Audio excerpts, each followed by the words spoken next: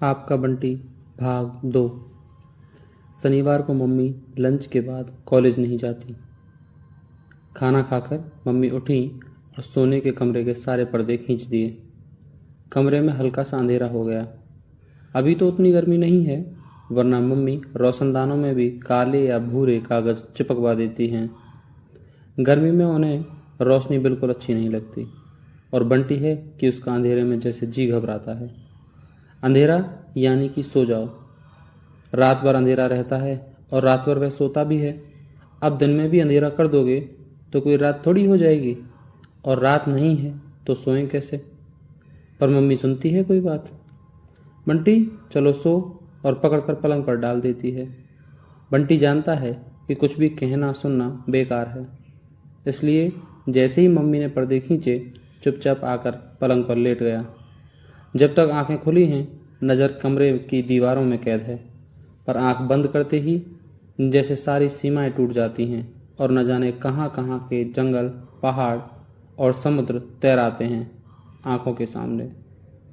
परलोक की परियां और पाताल लोक की नाग कन्याएं तैरती हुई उसके सामने से निकल जाती हैं।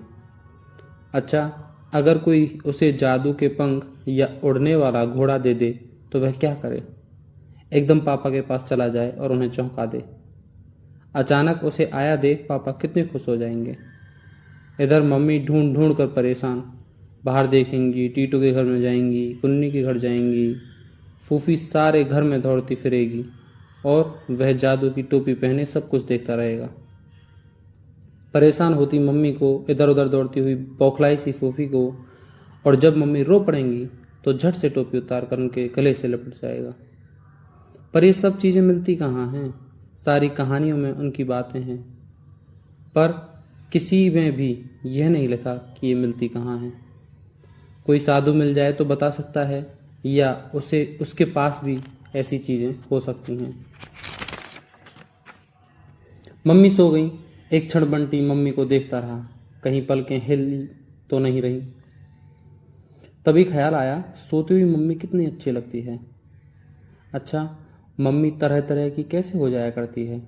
टीटू की अम्मा को तो कभी भी जाकर देख लो, हमेशा एक सी रहती है, और फूफी भी। बंटी दबे पांव पलंग से उतरा, धीरे से कमरे से बाहर निकला और दौड़कर करौंदे की झाड़ियों के पास पहुंच गया। कुन्नी ने कहा था कि बंटी अगर उसे खूब सारे करौंदे तोड़कर देगा तो वह बंटी को करौंदे की माला बनाकर देगी, खूब सुंदर सी। टीटू भी आ जाता तो दोनों मिलकर तोड़ते, पर वह बुलाने तो नहीं ही जाएगा। वहां उसकी अम्मा मिल गई तो बस हो गया कबाड़ा। कोई बात नहीं, वह अकेला ही तोड़ेगा। अचानक लोहे का फाटक बजा तो बंटी घूम पड़ा। अरे वकील चाचा! पसीने में सराबोर वकील चाचा एक तरह से हाँफते हुए अपनी पतली सी छड़ी हिलाते हुए चले आ रहे थे। चिपचिपाते हाथों को कमीज से ही पहुंचता हुआ बंटी दौड़ा और वकील चाचा की बाहों में झूल गया। आप कब आए चाचा? क्यों रे, ऐसी धूप में भी तू करौंदे तोड़ रहा है? धूप कहाँ चाचा? मुझे तो नहीं लग रही। बड़ी दुष्टता से हंसने लगा। हाँ, धूप कहाँ, यहाँ तो चांदनी है ना, शैतान कहीं का। सकून घर में है या कॉलेज? शनिवार को तो 1 बजे ही छुट्टी हो जाती है कॉलेज की। भीतर सो रही हैं, और फिर मम्मी ओ मम्मी वकील चाचा आए हैं कि बिगुल नाद के साथ बंटी चाचा को लेकर अंदर घुसा। भरी नींद में से मम्मी उठी और वकील चाचा को सामने देखकर जैसे एकदम सिटपिटा गई। साड़े ठीक करके उठती हुई बोली, अरे आप कब आए? ये बंटी वहाँ करौंदे तोड़ रहा था ऐसी धूप में। मम्मी पूछ रही हैं आप कब आए, पहले उनकी बात का तो जवाब दीजिए। तो बड़ा तेज हो गया है।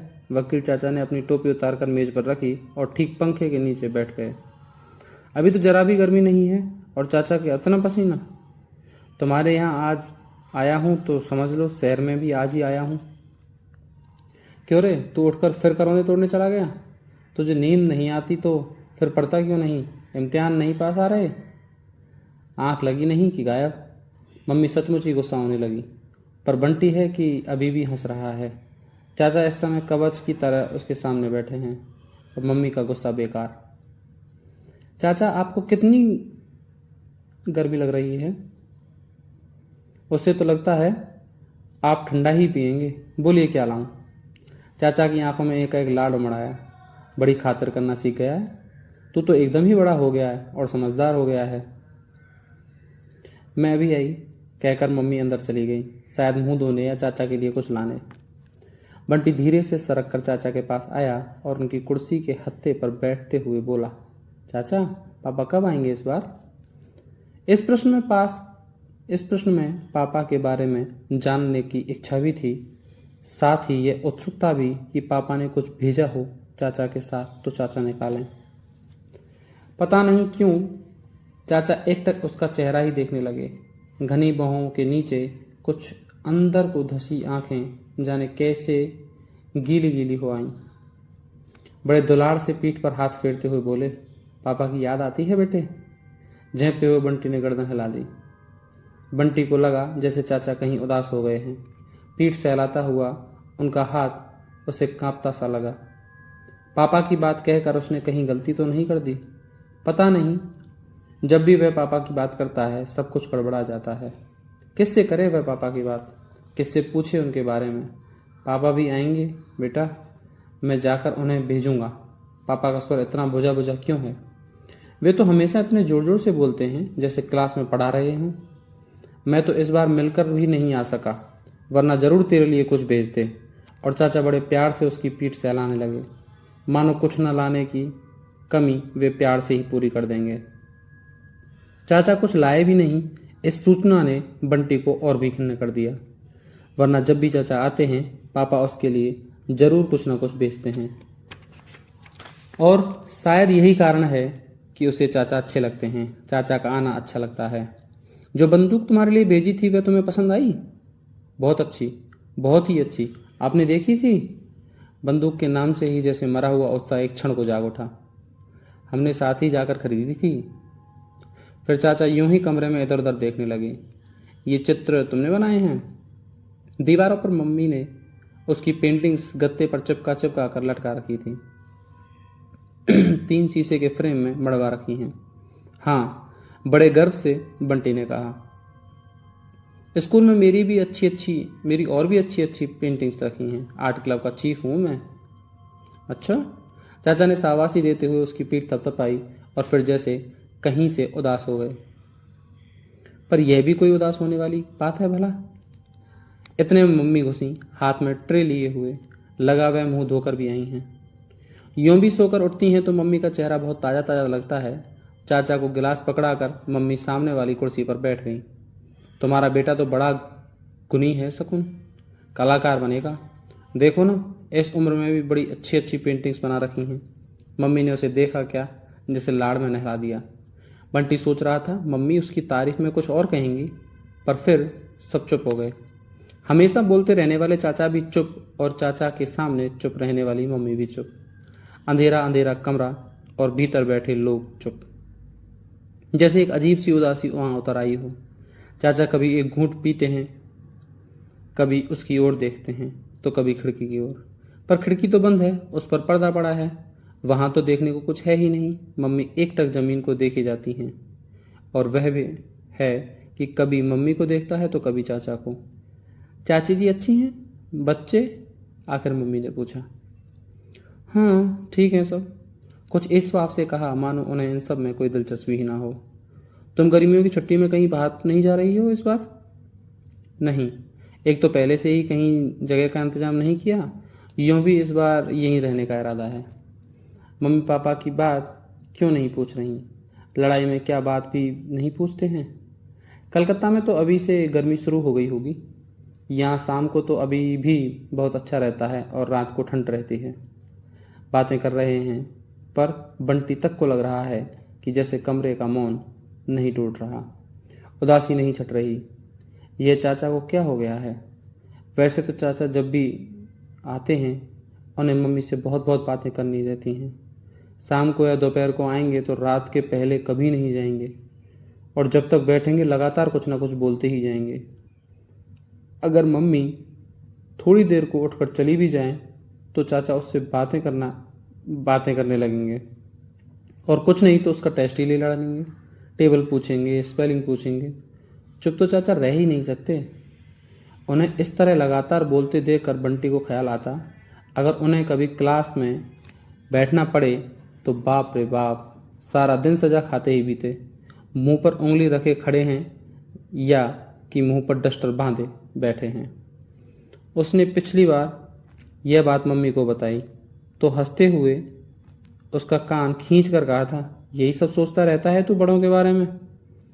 और फिर देर तक हंसती रही थी। मुंह पर डस्टर बंधे चाचा की कल्पना में वह खुद हंस हंस कर दोहरा होता जा रहा था। वहीं चाचा आज चुप हैं। चुप ही नहीं, उदास भी हैं। आप कितने दिन हैं यहाँ पर? परसों की तारीख है, बस उसी दिन शाम को चला जाऊंगा। फिर एक क्षण ठहर कर बोले, तुमसे कुछ बातें करनी थी तो सोचा कि एक दिन हाथ में है तो ठीक रहेगा। मम्मी की आंखें चाचा के चेहरे पर टिक गईं। हजारों सवाल उन आंखों में झलक आए। चेहरे पर एक अजीब सा तनाव आने लगा। बंटी के मन में न जाने कैसा कैसा डर सामने समाने लगा। पहले वह कुछ भी जानता समझता नहीं था, जानने समझने की कोई इच्छा भी नहीं थी, पर अब जानने लगा है। और जितना जानता है उससे ज़्यादा जानने की इच्छा है, बल्कि सब कुछ जान लेने की इच्छा है। उसे मालूम है कि पापा के पास से ही आते हैं चाचा, और आने पर पापा की ही बातें करते हैं। क्या बातें करते रहे हैं उसे नहीं मालूम। उसने कभी सुनने की कोशिश ही नहीं की, पर इस बार जरूर सुनेगा।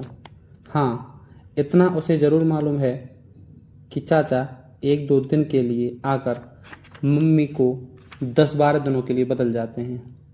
कभी कभी तो मम्मी इतनी उदास हो जाया करती थी कि उनसे बात करना भी बंद कर देती थी। साथ सुलाकर भी न उसे प्यार से सहलाती न कहानी सुनाती। पर पिछली बार मम्मी बहुत खुश हुई थी, इतनी खुश कि बिना बात ही उसे बाहों में भर भर कर प्यार करती रही थी। तब बंटी को शक हुआ था कि चाचा की छड़ी में तो कोई जादू नहीं। मम्मी पर फेर कर चले गए और मम्मी बदल गई। तब उसने चुपचाप छड़ी को अपने ऊपर फिरा कर देखा था। फूफी पर भी फिरा कर देखा था, पर उनको तो कुछ नहीं हुआ। नहीं, छड़ी में नहीं, चाचा की बातों में ही कुछ होता है। आज पता नहीं कैसी बात करेंगे। उसके बाद मम्मी खुश होंगी या उदास, इस बार वह सारी बात ध्यान से सुनेगा।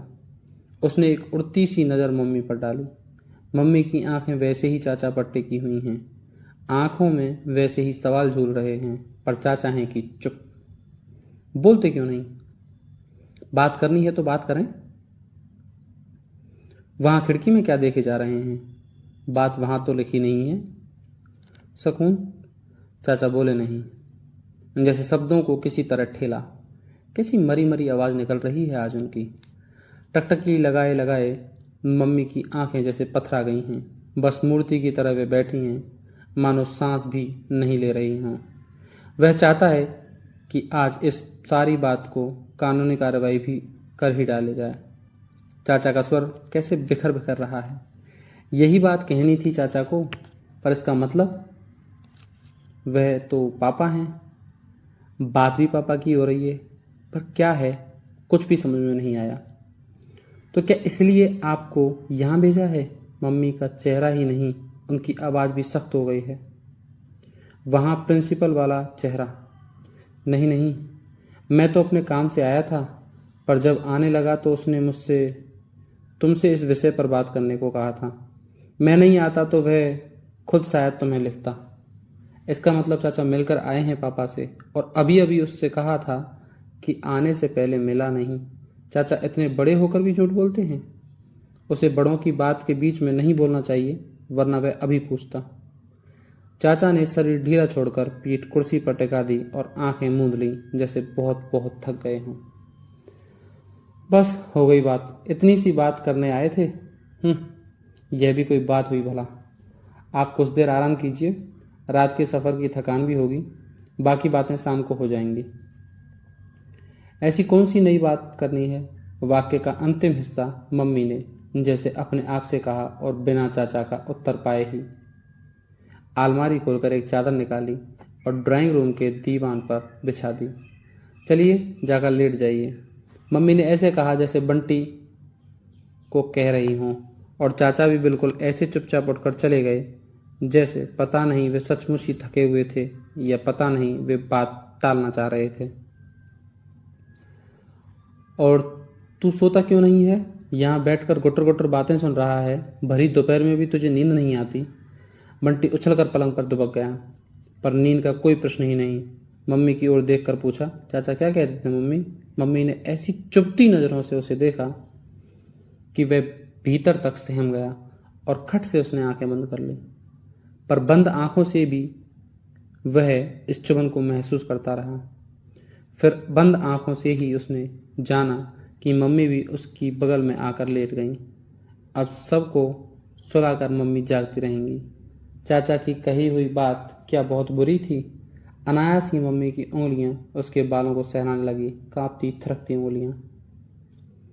उन उंगलियों के पोरों में से झर झर कर जाने कैसे स्नेह बंटी की नसों में दौड़ने लगा कि मन में थोड़ी देर पहले जो भय समाया था वह अपने आप ही धीरे धीरे बह गया।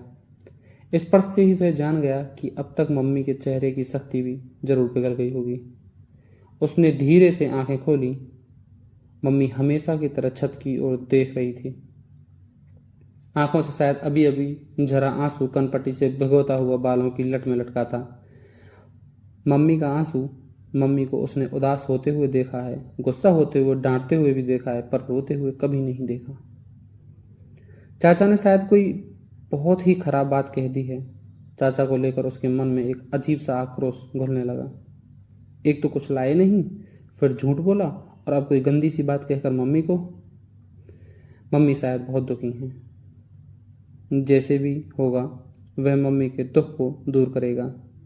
ये लोग सारी बातें बताएंगे तो ठीक है, नहीं तो खुद पता लगाएगा। माँ का दुख दूर करने वाले राजकुमारों तो कैसे कैसे कठिन काम करने होते हैं।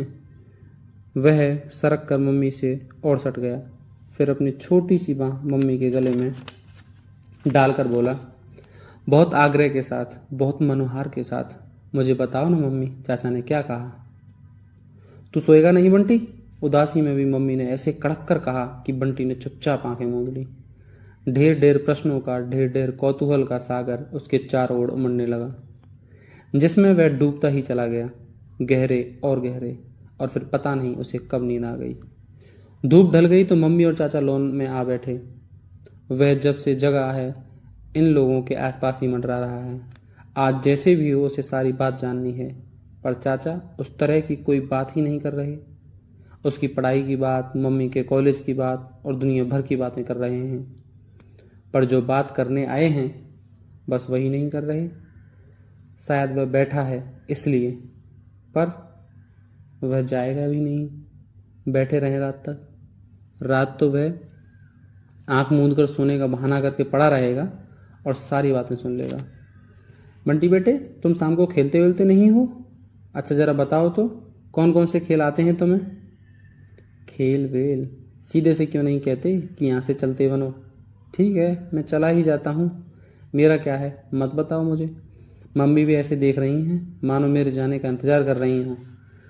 बंटी बिना एक शब्द भी बोले भीतर आ गया, पर मन उसका जैसे वहीं अटका रह गया। नहीं, वह जरूर सुनेगा। मेहंदी की मेड़ के किनारे किनारे घुटनों के बल चलकर वह फिर वहीं आ गया। चाचा की कुर्सी के पीछे मोरपंखी का जो पौधा है उससे पीछे दुबक कर बैठ जाए तो कम से कम चाचा की बात तो सुन ही सकेगा। बात तो उन्हें ही करनी है, कहीं मम्मी या चाचा ने देख लिया तो? बाप रे, इस बात से ही मन भीतर तक कांप गया। तभी भीतर से मन ने धिक्कारा, बस इतने बूते पर कुछ करना चाहते हो? राजकुमार तो राक्षसों के महलों तक में घुस जाया करते थे, बड़ी बड़ी मुसीबतें उठा ली, और तुम कुर्सी के पीछे तक नहीं जा सकते? आखिर हिम्मत करके बिना जरा भी आवाज किए पहले मोरपंखी के घने घने पौधों के पीछे आया और फिर सरक कर चाचा की कुर्सी के पीछे। कुछ बड़ा काम कर डालने का संतोष भी मन में था और कुछ बुरा काम करने का डर भी। पर नहीं, मम्मी का दुख दूर करने के लिए शायद सभी को सभी तरह का काम करने पड़ते हैं।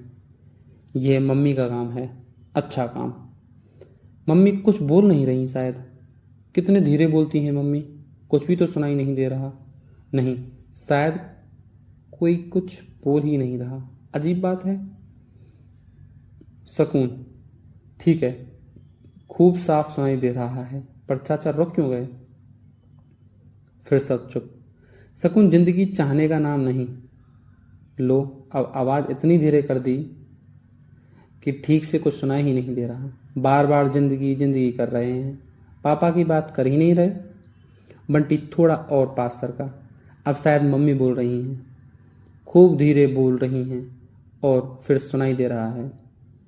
अपनी मम्मी की तो धीरे से धीरे कही हुई बात भी वह सुन सकता है, समझ सकता है। उम्मीद का तो प्रश्न ही नहीं उठता वकील चाचा। उम्मीद तो ना पहले थी ना अब है। नहीं, ऐसी बात नहीं है। शुरू के 3-4 साल तक तो मुझे बहुत उम्मीद थी, खासकर बंटी के प्रति उसका रुख देखकर। बच्चे पता नहीं बीच बीच में क्या बोलते जा रहे हैं। मेरे बारे में बोलते बोलते सीमेंट की बात करने लगे। एकाएक ख्याल आया टीटू को ले आता, वह शायद सारी बात समझ लेता। पर नहीं, अपने घर की बात सबको नहीं बतानी चाहिए। मीरा के साथ तो उसका खूब अच्छा है, यू नो शीज।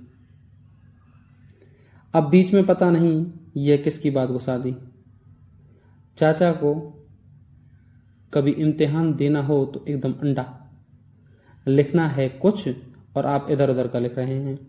मम्मी तो शायद कुछ बोल ही नहीं रही, ये बोलने ही नहीं देंगे। दोपहर में तो गर्मी और थकान के मारे शायद बोलती बंद हो रही थी। अब तो फिर पहले की तरह चालू हो गए। भले ही बोलें, पर ऐसी बात तो बोलें जो समझ में आए। तभी मम्मी की आवाज़ सुनाई दी। बात तो कुछ समझ में नहीं आ रही, बस यह पता लग रहा था कि आवाज़ खूब सख्त है। चेहरा भी जरूर सख्त हो गया होगा। मन हुआ एक बार देख ही ले। पीछे बैठते समय जो डर लग रहा था वह धीरे धीरे दूर हो गया था। अब जैसे हौसला बढ़ रहा था। वह कुर्सी से एकदम सट गया। मैं क्या जानता नहीं, इसलिए तो कह भी दिया। कोई और होता तो कभी बीच में नहीं पड़ता।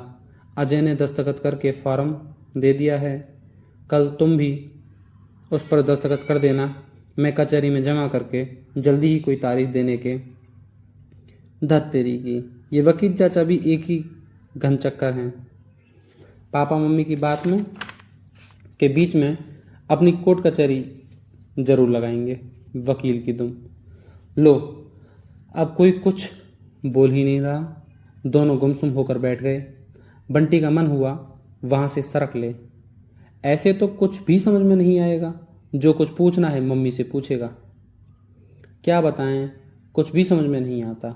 लगता है जब एक बार धुरी गड़बड़ा जाती है तो फिर जिंदगी लड़खड़ा ही जाती है। फिर कुछ नहीं होता, कुछ भी नहीं। और जाने कैसे अचानक चाचा का लंबा सा हाथ पीछे को लटका और बंटी के सिर से टकरा गया। बंटी एकदम सक पका गया। ये चाचा भी अजीब हैं। बात करनी है सीधी तरह से करो, इतना हाथ पर नचाने की क्या जरूरत है? अरे ये क्या बंटी, तुम यहाँ क्या कर रहे थे? बंटी को काटो तो खून नहीं। छिपकर बातें सुन रहे थे। चाचा मम्मी की ओर इस तरह देख रहे हैं जैसे बंटी नहीं, मम्मी चोरी करते हुए पकड़ ली गई हूँ। बंटी ने नजरें झुका ली। जरूर मम्मी भी वैसी ही सख्त नजरों से उसे देख रही होंगी। उसकी हिम्मत नहीं हो रही कि आंख उठाकर एक बार देख भी ले। उसकी आंखें ही नहीं, उसका सारा शरीर भी जैसे जहां का तहां जम गया। भीतर से बस एक धिक्कार उठ रही है। पता नहीं अपने लिए, पता नहीं चाचा के लिए। अच्छा है चाचा, मैं तो खुद चाहती थी कि अब सब कुछ जान ले। आखिर कब तक इसे छुपा कर रखा जा सकता है? अब इसके मन में यह बात बहुत घुमड़ने लगी है आजकल। बंटी जैसे उबर आया। मन हुआ दौड़कर मम्मी के गले से चिपक जाए। कह दे चाचा को कि मम्मी तो उसे सब कुछ बताएंगी। क्या कर लेंगे आप? हाँ हाँ, बताने जानने को कौन मना करता है, पर ठीक से जाने। मेरा मतलब था ये छुपकर सुनने की आदत ठीक नहीं है। फिर आवाज़ को बहुत मुलायम बनाकर बोले, बंटी बेटे जाओ खेलो। अच्छे बच्चे हर समय बड़ों के बीच में नहीं बैठते।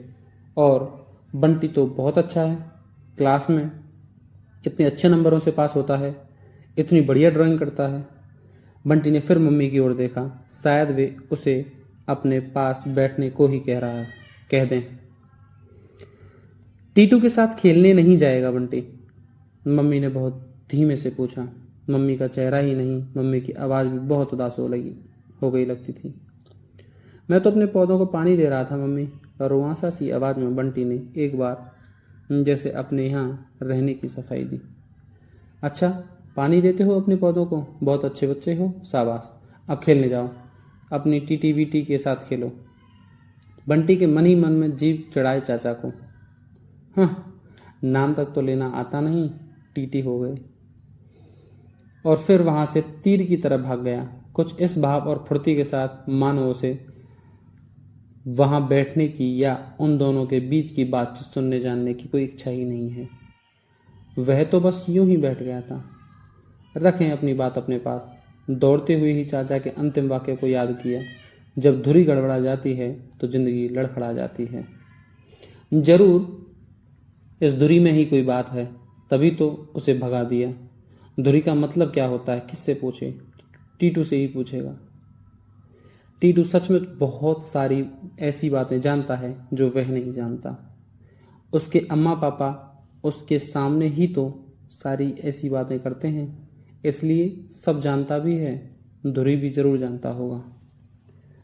टीटू गुलेल में कंकड़ लगाकर पेड़ पर बने घोंसले का निशाना साध रहा था। क्या कर रहा है? पापा ने कहा है मुझे भी तेरी जैसी बंदूक दिलवा देंगे, बस पहले मैं निशाना लगाना सीख जाऊं। निशाना तो गुलेल से भी सीखा जा सकता है। मैं तुझे अपनी बंदूक ही दे दूंगा, सीख लेना। इस समय कुछ अतिरिक्त रूप से उदार हो रहा है बंटी का मन। दे देगा? चल तो ले आए। बंटी ने गुलेल में फंसे कंकड़ को लापरवाही के साथ तलाक से जमीन पर उछाल दिया। अभी नहीं, वकील चाचा आए हैं, मम्मी और उनमें कोई बात हो रही है जरूरी वाली। अभी बच्चों को उधर नहीं जाना चाहिए, बड़े बुजुर्गी अंदाज में बंटी ने कहा। ए टीटू, एक बात बताएगा? क्या? धुरी का क्या मतलब होता है रे, तू जानता है?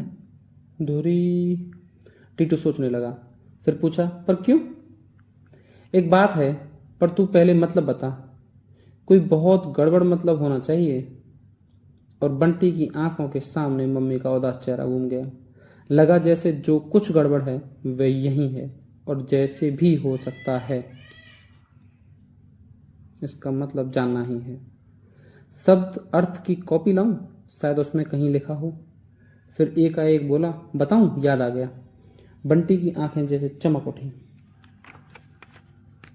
वह एक लाइन है ना यार, शब्दन धुरी समान। कौन सी लाइन? मुझे तो नहीं मालूम। तुझे कैसे मालूम होगा? तू जब चौथी में आएगा तब तो पढ़ेगा। तो मतलब क्या हुआ? बंटी जैसे कहीं से खिन्न हो आया। धुरी यानी धूल, मिट्टी, समझा? एक बार पढ़ी हुई बात में कभी नहीं भूलता। पर टीटू के इस आत्मसंतोष से बंटी का मन हल्का नहीं हुआ। मन ही मन दोहराया, जब एक बार धूल गड़बड़ा जाती है तो धत, यह नहीं, कुछ और होना चाहिए। बात क्या है, तू बता ना। बंटी ने एक बार इधर उधर देखा, फिर जरा पास सरक कर बोला, जब एक बार धुरी गड़बड़ा जाती है तो जिंदगी भी लड़खड़ा जाती है। और फिर कुछ इस भाव से देखने लगा मानो कह रहा हो, समझ लो, इतनी बड़ी बात है, बता सकते हो इसका अर्थ? यह क्या हुआ? दत्त, पागल है तू तो। नहीं, पागल नहीं हूँ, बहुत बड़ी बात होती है यह, इतनी बड़ी कि मैं और तू तो समझ ही नहीं सकते। मम्मी पापा लोगों की बात होती है, शायद उनकी लड़ाई की बात। और रात में जब सोया तो बार बार मन हो रहा था कि मम्मी से इस बात का अर्थ पूछे। चाचा क्या बात कर गए हैं, सब पूछे। मम्मी ने तो खुद बताने को कहा था, पर कुर्सी के पीछे छिप कर बैठने की हरकत से वह कहीं भीतर ही भीतर इतना सहमा हुआ था कि पूछने का साहस ही नहीं हुआ। सब कुछ जानने का यह कौतूहल उसके अपराध को और पुख्ता ही करेगा। नहीं, उसे कुछ भी नहीं जानना, पर बिना कुछ पूछे और जाने भी उसे बराबर लग रहा है। कोई एक बहुत बड़ी गड़बड़ी है जो उसके चारों ओर है, जो मम्मी के चारों ओर है। इस गड़बड़ी की बात बताने के लिए ही चाचा कलकत्ते से यहाँ आए हैं। मम्मी इतनी उदास हैं, पर अब किससे पूछे। उसके पास भी जादू का लैंप होता तो घिसकर जिन्न को बुलाता और सब पूछ लेता। कैसे मिल सकता है जादू का लैंप। और फिर धीरे धीरे कहानियों का जादुई माहौल उसकी पलकों पर उतरने लगा और वह सो गया। अगला पार्ट सुनने के लिए हमें फॉलो जरूर करें। धन्यवाद।